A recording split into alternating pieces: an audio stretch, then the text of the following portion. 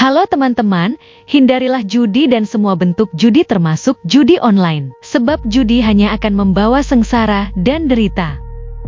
Jika kalian melihat komentar spam bot seperti ini, mohon bantuannya untuk melaporkan komentar ini dengan cara seperti ini.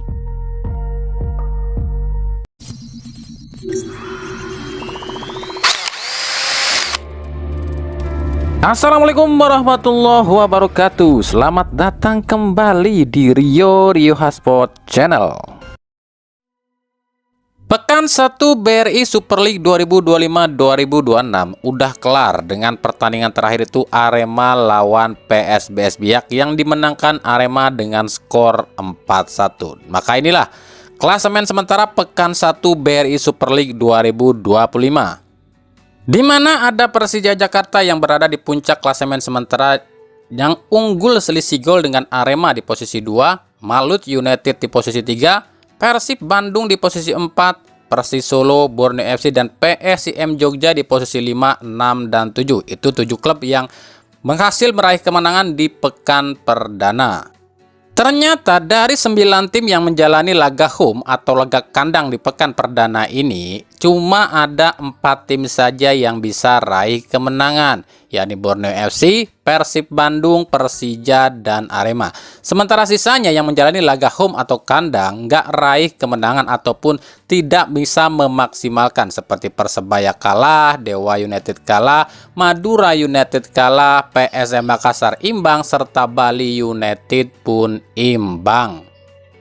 Nah, di pekan perdana ini saja sudah terjadi beberapa kontroversi. Itu yang bisa kami amati aja loh ya. Buat kalian yang nontonin semua pertandingan Super League di pekan perdana ini, coba komentar dong. Kira-kira menurut kalian ada kontroversi apa saja sih selama pekan 1 ini dan pertandingan apa saja? Sebab kalau kami nggak nonton semua ya.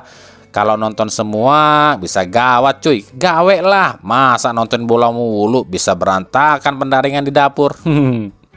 Yang pertama di laga Bali United kontra Persik Kediri yang berkesudahan 1-1. Nah, di laga ini menurut kami pribadi loh ya, menurut kami aja inilah ada beberapa kejadian yang bisa dibilang kontroversi. Kejadian pertama adalah soal saat Boris Kopitovic ya ini dijatuhkan atau dilanggar dalam kotak penalti oleh pemain Persik Kediri. Nah, ini ya tayangan ya. Di sini terlihat ya Boris Kopitovic itu didorong, bahkan mungkin ada kaki yang cukup tinggi terhadap Boris Kopitovic. Tapi wasit yang memimpin laga kali itu, yakni wasit yang menjadi wasit nomor 1 soal kontroversi alias wasit terburuk Liga 1 musim kemarin, Heru Cahyono, itu nggak memberikan pelanggaran apapun lo ya. Padahal kejadiannya ada di depan mata dia. Begitu juga dengan soal wasit VAR. Kenapa kejadian seperti ini nggak dilihat sebagai pelanggaran? Padahal ini terjadi di dalam kotak penalti. Tapi menurut kami ini murni pelanggaran lo ya. Nggak tahu deh menurut kalian. Yang kedua masih di pertandingan yang sama, yakni soal gol perdana Bali United yang dianulir. Ini pun menimbulkan kontroversi nih kemarin nih. Bahkan pembawa acara aja bingung, ini pelanggarannya apa? Apakah offside atau pelanggaran? Di sini pun si pembawa acara ya itu nggak tahu nih. Dan yang jadi perdebatan di masyarakat adalah wasit menanggapnya ini sebuah offside. Padahal dalam tayangan ulang itu ada satu pemain Persik Kediri yang berdiri di dalam gawang ya, di dalam jaring gawang. Kok ini disebut offside? Oke, ini penjelasannya. Kita ambil penjelasan ini bukan berdasarkan analisa kami, tapi ya ini berdasarkan buku Law of the Game. Kita baca sama-sama ya peraturannya pemain yang berada dalam jaring gawang ya. Di sini tertulis ya, jika seorang pemain bertahan berada di dekat jaring gawang tetapi tidak berusaha untuk menghalangi tendangan lawan atau merebut bola, maka ia mungkin dianggap tidak aktif. Namun, jika ia mencoba menghalangi tendangan atau berinteraksi dengan bola, maka ia dianggap aktif. Itu bukan kami yang ngomong loh ya, tapi dari buku Law of the Game FIFA. Nah, di kejadian ini kita lihat nih, ketika bola ini diumpan dari pemain yang ini ke pemain yang ini, ini pemain Persik Kediri yang berada di dalam jaring gawang, ini dia yang pertama ya, udah lewat garis lapangan, yang artinya dia di luar lapangan. Pemain itu kalau di luar lapangan itu disebutnya tidak aktif, dan di sini pun pemain Persik Kediri tidak berusaha menghadang, maka disebutnya pemain Persik Kediri ini tidak aktif. aktif. Maka betul, itu adalah offside. Dan di sini wasit VAR udah benar ya. Tapi ya memang wasit utamanya nggak tahu ini offside apa enggak ya. Tapi kan gini loh pertanyaannya ya. Mungkin di sini wasit VAR udah benar, udah tahu law of the game FIFA. Tapi kan belum tentu di semua wasit tahu hal seperti ini, apalagi ketika ada yang nyogok, bisa lain tuh ceritanya, betul nggak?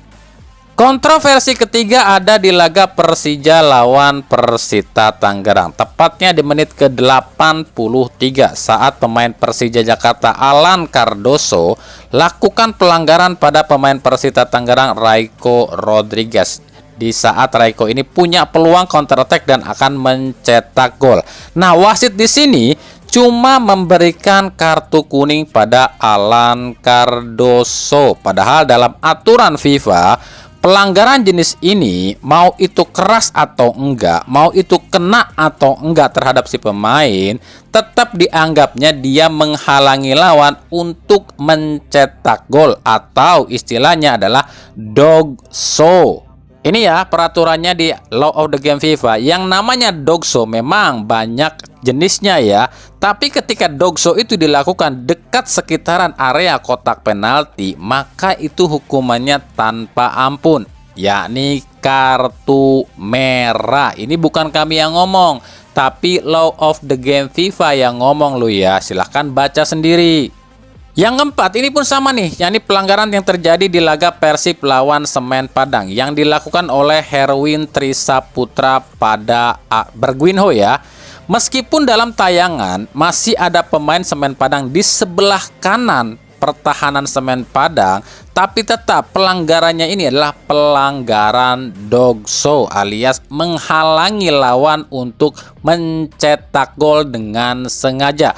Ini pun dalam Law of the Game FIFA tanpa ampun loh ya, karena terjadi di sekitaran kotak penalti. Ini si pemain yang melakukan pelanggaran seperti ini wajib kartu merah. Kontroversi kelima ada di pertandingan Arema lawan PSBS Biak ya. Ini pelanggaran pemain asing Arema Yan Mota terhadap pemain PSBS Biak. Di sini wasit yang memimpin itu wasit asal Jepang. Harusnya kalau wasit internasional lebih paham dong Law of the Game FIFA. Tapi wasit di sini cuma memberikan kartu kuning pada Yan Mota. Emang salah ya? Salah lah. Karena dalam Law of the Game FIFA jelas tertulis pelanggaran yang mengenai bagian vital di tubuh si pemain lawan, mau itu kepala maupun itu alat kelamin dan lain-lain, maka hukumannya tanpa ampun, yakni kartu merah. Bahkan sanksi yang lebih besar pun bisa diterima si pemain yang melakukan pelanggaran. Itu ya, ini juga dari Law of the Game FIFA. Nah, gimana menurut kalian nih? Masih ada nggak nih kontroversi-kontroversi yang luput dari pandangan kami? Kalau ada menurut kalian silahkan tulis di kolom komentar. Cuma yang jadi fokus adalah ini tuh baru pekan perdana loh ya. Dan ini tuh memang ada plus minusnya ya. Nilai plusnya memang ada wasit atau petugas VAR yang memang sudah hafal Law of the Game FIFA. Tapi minusnya masih banyak wasit yang nggak tahu soal aturan-aturan FIFA. Atau mungkin nggak sadar-sadar. Ya kami bilang tadi, mereka tahu mah tahu, cuma kan lebih milih duit yang masuk ke kantong. Cuma ketakutan kami gini loh ya, ini kan baru pekan perdana loh ya. Apalagi kita tahu lah, ketua komite wasitnya udah ganti nih, bukan lagi ketum PSSI. Jadi mungkin bisa dibilang lepas tangan kali ya. Ada pikiran seperti ini, ya udahlah biarin aja lah. Toh kalaupun wasit di liga itu kontroversi, kan bukan saya yang disalahin, tapi kan orang Jepang yang disalahin. Itu yang kami takutkan. Dan kami tegaskan di sini ya, kenapa kami bahas ini? Kami itu bukan mau memperkeruh suasana. Kami itu nggak ngebelain atau ngenyalahin 1-2 klub atau 1-2 belah pihak. Kami membahas ini tuh supaya apa? Supaya pembelajaran buat kita semua. Kita tuh kalau jadi penggemar bola, nggak usah tanggung-tanggung, nggak usah cuma jadi FOMO ikut-ikutan doang, tapi juga ngerti aturan sepak bola. Kenapa kami bilang seperti ini? Supaya nantinya ketika tim kalian main di laga internasional terjadi hal-hal seperti ini dan kalian debat di kolom komentar dengan supporter tim luar yang ternyata ilmu pengertian ataupun ilmu pengetahuannya tentang Law of the Game FIFA lebih tinggi dibanding kalian nggak malu-malu amat, nantinya malah diejekin sama supporter luar. Makanya kita belajar belajar sama-sama soal aturan FIFA. Karena faktanya di Indonesia itu, ini fakta loh ya, banyak banget ya supporter ataupun netizen Indonesia ini nggak peduli hal seperti ini. Yang dipikirannya apa? Nah, ini kan tim kesayangan saya yang harus saya bela, meskipun salah tetap saya bela, gitu kan? Padahal kalau tim mereka main di laga internasional dan ada kejadian seperti ini di kolom komentar debat dengan supporter luar negeri, ini kan nanti bisa menimbulkan malu juga kita sebagai orang Indonesia. Dibilangnya nih supporter Indonesia bego-bego semua ya. Itu loh. Makanya kita belajar sama-sama soal aturan FIFA. Nah, lalu bagaimana nih dengan kondisi prediksi dari akun Football Prediction yang katanya akun prediksi yang 80% akurat prediksinya? Apakah prediksi akun ini untuk BRI Super League pekan pertama ini berapa persen nih atau berapa pertandingan yang tepat nih prediksinya? Yuk kita urutkan sama-sama. Yang pertama, Borneo FC lawan Bayangkara. Di sini tertulis 4-1. Hasilnya 1-0. Yang kedua, Persebaya lawan PSIM Jogja. Di sini ditulis 3-3 ya. Hasilnya 0-1 malah. Yang ketiga, PSM Makassar lawan Persijap. Di sini tulisnya 0-0. Hasilnya 1-1 malah. Yang keempat, Persib Bandung lawan Semen Padang. Di sini ditulis 0-1. Hasilnya malah 2-0. Yang kelima, Dewa United lawan Malut United. Di sini ditulis 2-0. Hasilnya malah 1-3. Yang keenam, Madura United lawan Persis Solo. Di sini ditulis 2-1. Malah kebalik hasilnya jadi 1-2. Yang ketujuh, Bali United melawan Persik Kediri. Di sini tulis 3-1. Hasilnya malah 1-1. Yang kedelapan, Persija lawan Persita. Di sini ditulis 4-2. Hasilnya 4-0. Yang kesembilan, Arema lawan PSBS Biak. Di sini ditulis 3-3. Hasilnya malah 4-1. Artinya apa? Dari 9 pertandingan yang diprediksi oleh akun ini, 0 hasilnya, alias nggak ada satupun yang tepat. Jadi ya silakan buat kalian mau percaya atau enggak dengan yang namanya sebuah prediksi. Apalagi prediksi akun ini ya. Ini pun termasuk soal juara BRI Super League lu ya. Bisa kalian boleh percaya, boleh enggak.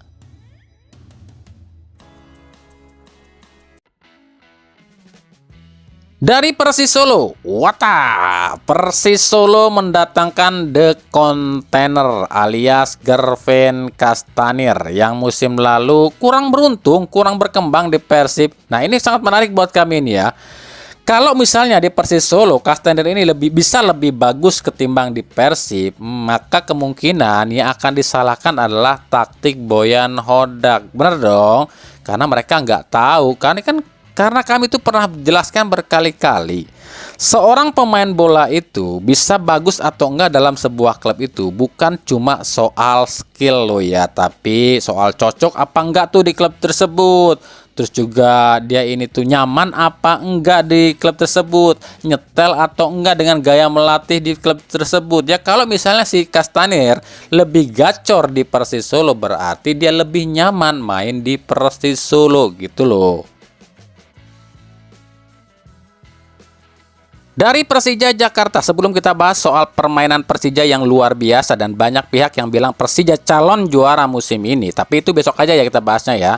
Ada satu rumor lagi yang masuk ke Persija, ini juga bintang dunia. Kemarin udah dirumorkan Mario Balotelli. Nah, sekarang ada satu lagi nih bintang dunia yang kabarnya dirumorkan nih akan ke Persija. Dia ini mantan bintangnya Manchester United, asal Kolombia, Radamel Falcao. Falcao sendiri saat ini berusia 39 tahun dan tanpa klub ya. Klub terakhirnya itu adalah Millonarios di Kolombia.